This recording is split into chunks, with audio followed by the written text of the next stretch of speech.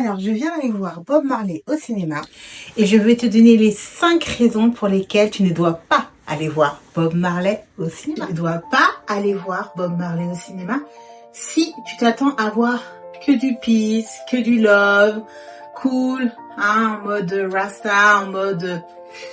voilà. C'est un film quand même qui est... dans une période particulière de guerre civile, de guerre politique, de guerre de gang. Et en fait, le début de sa carrière est vraiment embrasé par cette ambiance,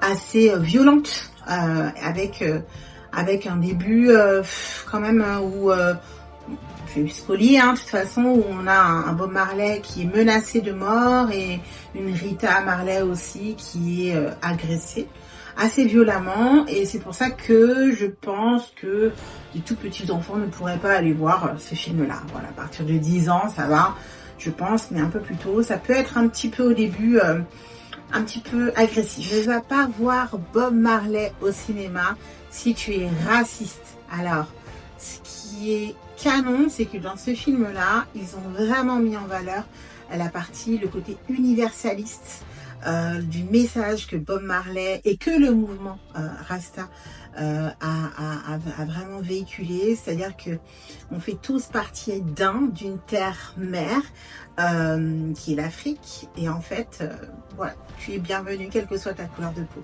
Et ce qui est intéressant, c'est que Bob Marley, il est né de père presque inconnu, en tout cas d'un père qui n'a pas voulu de lui, mais blanc, et sa maman est noire. Et donc du coup, c'est un enfant mixte, et il a du coup eu du mal à trouver sa légitimité à être dans le mouvement Rastafari. Et en fait, on l'a accueilli en lui disant que ce n'était pas ça qui était important, ce n'était pas sa couleur de peau.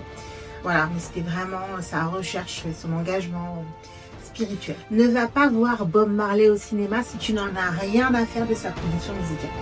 Alors moi, en tant que musicienne, en tant que danseuse, c'était vraiment ce dont j'avais peur. J'avais vraiment peur en fait que ce soit un peu survolé au niveau de la musique.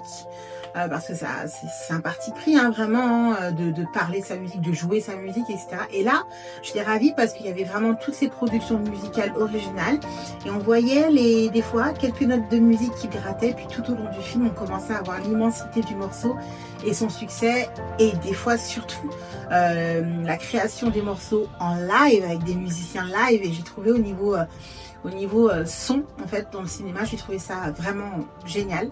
Et donc du coup, voilà, je trouve ça intéressant de se plonger un peu dans ce qu'il a écrit et dans les sons et la couleur musicale qu'il a laissée.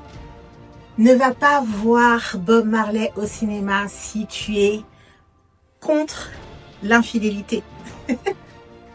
C'est un petit peu un putaclic, mais en fait l'idée c'est que Rita Marley, j'ai beaucoup aimé son image, j'ai beaucoup aimé le message qu'elle a passé, même si on la voit beaucoup quand même, elle est beaucoup mise en avant, c'est normal puisqu'elle fait partie de la production exécutive de ce film.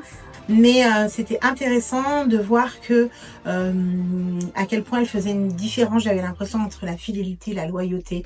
Malgré le fait que Bob Marley, qu'elle l'aimait toute sa vie, qu'elle l'ait aidé, qu'elle ait été avec lui depuis le début et qu'il l'ait trompé à tire-larigot à droite à gauche, elle a rassemblé ses enfants, même d'unions différentes.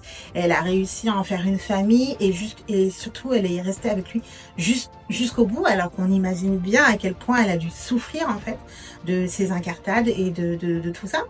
Et ce qui était intéressant, c'est que malgré le fait que tout le monde sait qu'elle a été trompée, ça a été au su et au vu de tout le monde, il a été quand même soulevé dans le film qu'elle aussi, elle avait une relation parallèle avec peut-être à ce moment-là une personne de la Jamaïque, et c'est marrant qu'elle ait accepté en fait dans le film de parler de ça aussi. Donc ça veut dire que voilà, pour elle, Bob Marley est un élu de Dieu, il a été choisi, et quels que soient ses péchés, elle l'a suivi jusqu'au bout, et je trouve que c'est l'histoire la plus romantique que je n'ai jamais vue.